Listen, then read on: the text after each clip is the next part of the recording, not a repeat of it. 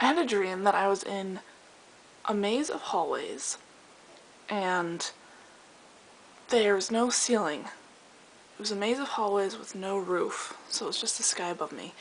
And I was fighting with this woman who was just so awful. She was awful. And we were stabbing each other with tent stakes. And so I started running away from her. She couldn't hurt me because I was wearing so many layers of clothing, so every time she would stab me, I wouldn't even feel it. But when I was stabbing her, I knew that she was in a lot of pain. So I knew that eventually she was going to go for her gun and actually shoot me. So I started running away. I was like, please, just don't shoot me. So I started running away. And I opened this door to run through, and all of a sudden I feel this sharp ripping at my left side, and there's these two people standing right on the other side of the door, and they had shot me. They'd shot me in my left side. And it was a girl and a guy. And the girl, they were working for the really evil lady, but the girl, she started freaking out. She's like, "Oh my gosh, I shot you," and I was like, "Don't worry, I won't tell anybody, I won't tell the police or anything, just get me to the hospital," because I'm laying on the ground, I'm bleeding, and I'm in a lot of pain. And they're like, what do we do? And I'm just like, if you get me to the hospital, you have to get me to the hospital. If you get me to the hospital, I won't tell the police or anything. So they decided that they were actually going to bring me to the hospital or something. They were like, okay, it's a good idea, and they're freaking out, but I don't remember going to the hospital or anything. Next thing I remember is I'm back at the maze, except the maze is on an island. And so I'm on this island, and I'm with a group of people, and we have to stop this evil man or something. So we're running through the maze, and we have this bomb or something, and we're running through the maze, and finally we reach the very last room, and one of my friends, she goes in with the bomb, and she ignites the bomb, and it doesn't go off right away. She has a few seconds, but I'm like holding the door for her, and I'm like, come on, but she's just kind of like dilly-daddling and just kind of talking, and I'm like, get your butt out here, and she's like, oh yeah. So she comes out, I shut the door, but I couldn't shut the door because the bomb had gone off, but what the bomb did is it broke a dam, so this huge flood of water started coming, and so this huge wall of water starts coming through the door, but for some reason I was able to, even though the water was already coming through the door, I was able to stop all of it and shut the door. It was more like jelly, and so we all start running through the maze to get away from this water that's going to destroy the island. And I guess I went into a room. Oh, and then there was a big group of people. Not a big group of people. There were like maybe 4 or 5 people, and I was telling them all, like, you have to run.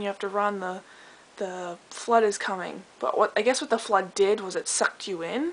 Instead of like crushing you, it sucked you in. So I was like, you have to come. But they were like, no, we're gonna stay and we're gonna face it. And for some reason I thought they were brave, and so I kept running.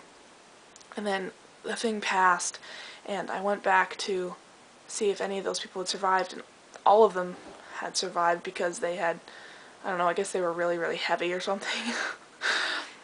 And so the whole island was like devastated, and there had been a lot of people on the island, but the island was devastated, and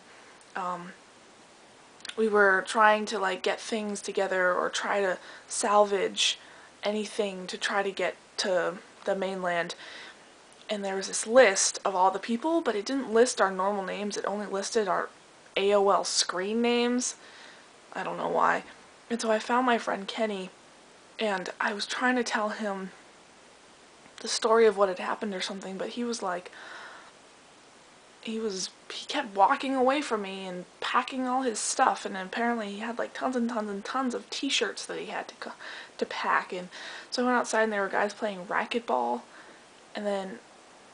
but they were playing racquetball over like a pile of rubble, and I thought that was interesting. And then there was this little girl like one of those like really creepy little girls walking around singing, and she was pretending to be a Chinese missionary, but she was just some little white girl, and she was creepy, but I went over to her and she's just walking around on this desolated island, and she starts singing to me, and I picked her up and I walked around with her, and then I put her down so that she could, I don't know, go off and do her thing or whatever. And so then I went back to find my friend Kenny again, the one who had been ignoring me, and I can't, somehow I lost my glasses, and I was pretty much blind, and and I started to cry because Kenny wouldn't listen to me, and I couldn't see anything, and not being able to see, I couldn't find my glasses anywhere, and it was making me cry a lot. And so I saw 2 pairs of glasses on the floor, and I thought I would try them on just to see if they would help my vision at all. And so when I grabbed the one pair, the other pair disappeared, and then I turned around and there was somebody standing there wearing them, and I was like, oh, you scared me, because that pair of glasses just disappeared, and I was going to try them on, but I couldn't find my glasses, and I was crying. And then someone started making fun of my friend Kenny's screen name, and when they made fun of his screen name, some suitcase fell off the edge of the island. And off the edge of the island wasn't just water. Off the edge of the island was nothingness. It was like this island in the middle of space. And I fell after the suitcase, and I almost fell into nothingness, but I stopped. And I was sad because I didn't have my glasses. Okay, that was my dream. Bye.